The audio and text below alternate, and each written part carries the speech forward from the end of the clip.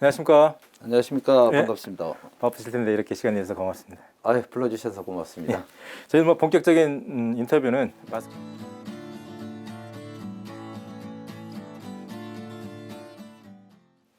이제 11대 후에 임기도 얼마 남지 않았습니다. 네. 초선이지만 농수경제위원장이라는 중책을 맡으셨는데요. 지난 3년 6개월 한번 의정 활동 한번 좀 되돌아보면 어떤가요? 세월이 쏜살같이 간다라는 말이 실감이 납니다. 상반기 때는 행정자치위원회에서 일을 해서 도정 전반에 대한 업무도 보고 의정 활동을 폭넓게 하다가 이번에는 이제 하반기 들어서는 좀 전문적이라고 할 수 있는 농수축경제위원회 또 위원장을 맡게 됐습니다. 의원님들이 잘 봐주셔서 맡기셨는데 또 마침 코로나가 터지고 하면서 이게 1차 산업 그리고 경제 또 앞으로 먹어 살아야 될 미래 이 부분의 전반적인 부분들에서 더 심도 있는 의정 활동이 필요했는데 사실은 코로나가 모든 것들을 다 변화시켜서 현장의 소리, 현장의 어려움을 듣는 게 우선되다 보니까 심적 부담이라든가 무게감을 더 느끼고 그 다음에 이제 목표했던 의정 활동은 조금 이렇게 좀 뒤로 밀리는 그런 상황이 있었는데 그래도 현장의 소리들을 듣고 또 시기에 적절하게 우리 영세사업자 소상공인 부분들 그다음에 현장에서 느끼는 1차 산업 종사자들의 어려움들 이런 부분들을 듣고 시적절하게 좀 대처하려고 노력했습니다. 그런 부분들은 도민들께서 좀 조금 긍정적으로 봐주시지 않을까 예. 그런 생각입니다. 그러니까 이번 정례회는 사실상 뭐 내년도 예산안 심사를 위한 회기였다라고 해도 과언은 좀 아닙니다. 그렇습니다. 우리 농수경제위원회는 어떤 기준으로 이번 심사를 임했었는지요? 일단 지금 뭐 가장 전 국민, 전 도민이 다 느끼듯이 코로나가 이게 저희들 처음 발생할 때 이렇게 오래 갈 거라고 예측을 못 했거든요.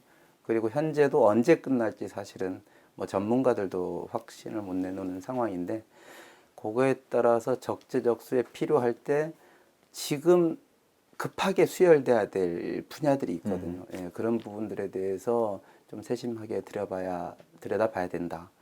그런데 그런 것들을 예산을 편성하는데 좀 균형이 안 맞는 부분들이 있어요.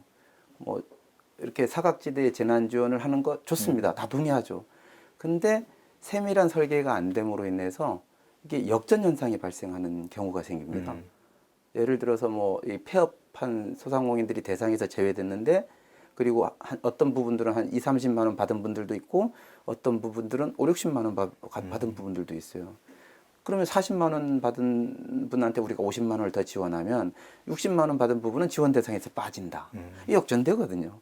이러한 부분들에 대해서 적절한 시기에 지원하는 정책 수립은 좋은데 설계 세밀한 부분들이 떨어진 부분들은 좀 우리가 좀 세밀하게 지켜보고 새로운 갈등이 발생하지 않도록 예산을 좀 집중해서 들여다보고 또 뭐 오늘 인터뷰의 중점이 될 것 같은데 이런 농민수당 부분들 같은 경우도 도민과 한 약속들을 기본적으로 행정이 일방적으로 깨는 이건 뭐 이번 예산만의 문제가 아니고 도정 신뢰에 대한 문제이기 때문에 이런 부분들은 저희들이 반드시 약속을 지키자. 그리고 지킴과 더불어 좀 안정적인 시스템을 만들자. 이런 부분에 좀 중점을 뒀습니다. 예, 뭐 좀 전에 위원장님께서 얘기를 하신 농민수당 얘기 한번 자 본격적으로 얘기를 해보도록 할게요. 네. 일단 농민수당 뭐 어떤 건가요? 일단은 우리가 요즘 뭐 이슈가 전지구촌의 이슈가 탄소 중립, 탄소 배출 제한. 근데 우리 1차 산업은 사실은 이러한 부분에 대한 공익적 가치를 계속 생산해내는 농업 생산만이 아닌 지구를 살리는 기본적인 산업 구조를 갖고 있는 부분이거든요. 이게 공익적 가치라는 거죠. 그래서 이런 부분들에 대해서 정당하게 우리가 그분들의 노력을 인정하자라는 겁니다. 그래서 그런 부분들에 대해서 그리고 또 두 번째 제가 볼 때는 뭐 앞뒤가 바뀔 수는 있는데 제가 볼 때는 그래요. 지구를 살리는데 가장 필요한 산업이다. 그 다음에 2차적으로 상대적 산업과 대비했을 때 우리 인류가 살아가는데 근간이 되는 사업이다. 그리고 상대적으로 소외받았던 산업이다. 그러니까 공익적 가치와 현실적인 상황들을 판단해서 적절하게 우리가 그분들의 노력을 인정하자. 이런 차원으로 이제 그 농민수당 조례가 만들어지고 도나 의회에서도 그런 부분들을 인정해서 조례가 통과된 겁니다. 네, 그래요. 어쨌든 이게 주민 발의에 의해서 제정된 그렇습니다. 조례고 의미가 네. 좀 있죠. 네. 그래서 수당 지급과 관련해서 도하고 농민단체하고도 꾸준히 협의가 네. 좀 이루어졌고 네. 제가 알기로는 1인당 40만 원 지급하는 걸 그렇죠. 합의가 됐었다라고 봐요. 예, 예. 근데 정작 그 내년도 예산안에는 1인당 20만 원만 감액 편성되면서 좀 사달이 났습니다. 네, 네. 근데 어쨌든 그 농민수당 심의위원회 위원장이 네. 정무부지사였는데 어떻게 이런 일이 좀 발생할 수 있었죠? 그 집행부의 얘기로는 뭐 다 그거죠. 뭐 예산의 어려움들을 얘기하고 뭐 자기들의 편성하는 입장에서의 어려움들을 얘기해서 시작의 의미를 두는 거로 이렇게 20만 원을 잡았습니다 하는데 사실은 말이 안 돼요. 지금 제가 쭉 그동안의 그 민선 6기, 민선 7기를 쭉 보면 2017년 추경이 상당히 높았었습니다. 한 4천억 가까이 됐었는데 제가 추계를 해보면 뭐 이거는 제가 확신을 갖고 얘기하는데 무조건 4,500억대가 돼요. 내년에. 이 코로나 어렵다 하면서 예산이 마치 어려운 것 같이 하는데 그동안 우리가 국가에서 내놓은 예산들도 돌고 돌아서 어쨌든 세수가 확보되는 부분이 있거든요. 예, 그래서 그렇게 추경에 여유가 있는데 세입 추계가 잘못됐다. 그렇죠. 예, 이런 부분들을 집행부에다가 계속 지적을 했고 일부 집행부에서는 뭐 변명을 하지만 저는 여지가 없다. 그리고 무엇보다 그 제가 느끼기에는 아마 그 정무부지사의 인선이 잠깐 공백이 있었어요. 예, 예. 아마 그런 게 좀 영향을 미치지 않았나. 근데 적극적으로 집행부가 정무부지사의 그 재임에 대해서 좀 긍정적이었거든요. 그러면 존중을 해야 됩니다. 그래서 이건 뭐지? 저는 정말 상상을 할 수 없는 예산 편성이었다. 그러면 서로 간의 뭐 소통 부재라든가 너무 자기중심적인 자기네들이 우리의 현장에서 이거를 요구하는 도민들의 목소리를 생각하는 게 아닌 너무 자기중심적인 사고에서 책상머리 행정의 편이군요. 사고에서 그리고 약속에 대한 그렇죠. 뭐 이런 신뢰나 중압감들이 없어요. 그건 정말 큰 문제라고 봅니다. 특히 이게 선출직 최고위직인 도지사 공백 사태가 있다 보니까 그런 것도 그럴 영향을 수도 끼치겠죠. 있다고 보죠. 네. 뭐 어쨌든 심사가 좀 진행되면서 네. 그야말로 융단 폭격이 가해졌습니다. 예, 우여곡절 끝에 어쨌든 1인당 40만 원 당초 합의대로 원상복구는 됐는데요. 네. 지금 당장 그렇다라고 하면 내년도 예산안에 반영된 예산 한계가 있기 때문에 네. 추가 추가 재원을 어떻게 확보할지가 좀 과제로 남지 않습니까? 네. 이 부분 어떻게 좀 풀을 것인가요? 예, 현재 그 일반 회계 예산으로 110억이 온 걸로 제가 기억합니다. 그런데 이게 한 220억이 좀 더 필요하거든요. 120억이 더 필요한 거죠. 예, 예. 이 부분에 대해서 지금 일반 회계 재원으로 그렇게 조정하기에는 사실 적지 않은 예산입니다. 그렇죠. 저희 상임위원회에서도 이게 뭐 100억이 넘는 예산 조정을 한다는 건 상당히 힘든데 요거 하나만 갖고 조정이 돼야 되는 상황은 감당하기 힘들고요. 예. 그래서 집행부한테 저희들이 주문을 했습니다. 당신들이 만든 원인이니까 원인자가 해결을 해라. 대안을 가져와요. 했더니 오히려 좀 괜찮은 대안을 가져왔습니다. 그래서 이게 그 농어촌진흥기금이라고 있습니다. 그러니까 이제 이게 해마다 반복되는 예산에 대한 갈등을 해소하면서 당장 내년에 필요한 112억 원 정도는 3차 추경, 우리 정리 추경이라는 게 있거든요. 그렇죠. 예. 그 과정 속에서 농어촌진흥기금으로 새로운 계정을 만들어서 넣을 수 있는 규정을 만들고 그러면 내년 초에 바로 예산이 집행이 될 수 있는 구조를 만들 수 있게끔 만들었고요. 그러면서 좀 일련의 절차들이 좀 필요한 거는 좀 있습니다.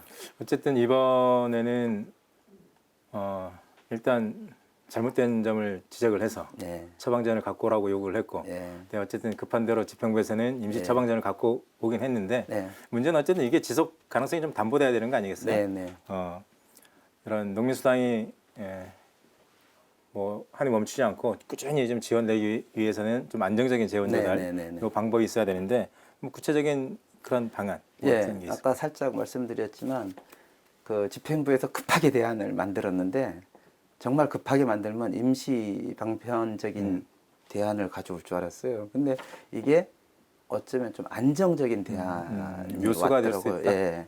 그게 이번에는 그 모자란 부분만 추경을 통해서 농어촌진흥기금으로 넘어가는데 내년부터는 안정적으로 일반 회계 예산에서 편성하는 게 아니고 뭐 해주면 좋은데 이게 다른 분야하고 형평성이 좀 갈등이 생길 여지가 있어서 안정적으로 농어촌진흥기금으로 농민수당은 별도로 이렇게 전입하게끔 제도가 됐습니다. 그러면 농어촌기금 관련해서는 다른 갈등의 여지는 해소가 됐다고 보여지죠. 액수 조정은 그건 뭐 위원회 차원에서 다시 논의하면 되는 거니까 그런 구조로 돼서 이게 안정적인 재원 마련이 됐다라고 보시면 되고 또 하나는 이게 그러면 농민 1차 산업의 예산이 가는 거 아니냐라고 오해할 수 있는데 그렇지 않는 구조로 밑에 뜰 빼서 위에 뜰 오해는 이런 구조가 아닌 일반 회계 예산에서 농어촌 기금이 가고 농민수당 부분은 다시 별도로 계정을 만들어서 가게끔 그리고 혹시 이 예산이 집행되다가 남아도 농어촌 기금 안에서 계속 쓸 수 있도록 그런 구조로 만들었고요. 절차는 그래서 농민수당 조례는 이미 돼 있고 농어촌 기금 조례를 좀 손을 봐야 돼요. 뭐 농민수당 문제가 원만하게 해결돼서 좀 다행이라는 좀 생각이 들고요. 문제는 1차 산업 중에서도 농업 분야만 있는 게 아니라서 그렇죠. 뭐 수납 분야도 있고 뭐 임업 분야도 있고 농민수당이 어쨌든 만들어짐으로 인해서 다른 분야의 종사자들 또한 요구할 수 있는 여지가 충분하다고 보는데 그거에 대한 뭐 준비나 뭐 입법 준비 이런 것들 좀 되고 있나요? 사실은 이게 아시다시피 주민발의 조례지 않습니까? 그리고 지금 어민수당과 관련해서 조례가 집행부로 접수가 돼서 검토 중인 걸로 알고 있습니다. 물론 그 혹시 다른 업종과 관련돼서 종사하시는 분들은 왜 농민분이냐 하는 분들도 없잖아 있을 걸로 보여집니다. 그런데 이 부분들은 주민들의 뜻에 의해서 주민들이 또 동의를 해줘서 발의가 되는 조례거든요. 그러면 주민적 동의가 이미 1차적으로 저는 입증이 됐다라고 봅니다. 그런 조례들에 대해서는 우리 집행부 예산 편성권자들도 다른 일반 의원 발의 조례와 집행부 발의 조례하고 좀 격을 달리해서 볼 필요가 있죠. 무겁게 받아들여야죠. 앞으로 다양한 주민 발의 조례들이 있을 수 있습니다. 아까 서두에 말씀드렸습니다만은 그런 부분들에 대해서는 주민적 동의를 거친 거로 저희가 받아들이고 예산 편성에서도 적극적으로 할 필요가 있다. 기본적으로 그렇게 봅니다. 예. 뭐 어느덧 쭉 진행하다 보니까 마지막 질문일 것 같습니다. 뭐 어쨌든 정책은 예산으로 뒷받침돼야 된다는 말이 있지 않습니까? 이번 농민수당 논란이 어쨌든 우여곡절 겪으면서 해피엔딩으로 좀 끝났는데요. 농업을 바라보는 제주도의 시각을 좀 본 것 같아서 좀 씁쓸하긴 합니다. 그 마지막으로 우리 농장에 도정에 좀 당부하고 싶은 얘기 있으면 해주시죠. 예, 저는 이번 일을 계기로 해서 우리 도가 민선 6기 때, 민선 5기 때, 민선 4기 때 도민들께 지켰던 약속들이 있을 겁니다. 특히 갈등, 현안과 관련된 사업들과 관련해서 문서화된 약속도 있고 구두로 한 약속도 있을 거예요. 저는 그런 것들 한번 쫙 검증했으면 좋겠어요. 우선 도민 신뢰를 회복하자. 그런 부분들에 대해서 먼저. 이거 신뢰가 무너지면 아무 일도 못 하거든요. 이번 일을 계기로 해서 신뢰 회복에 대한 행정의 노력을 좀 더 세심하게 들여다보아 줬으면 하는 바람이 있고요. 많은 얘기 해주셨는데요. 뭐 도정에서 이 소리를 좀 엄중하게 좀 받아들였으면 좋을 것 같습니다. 네, 지금까지 현규로 위원장님과 함께 농민수당에 대해서 많은 얘기를 나눠봤습니다.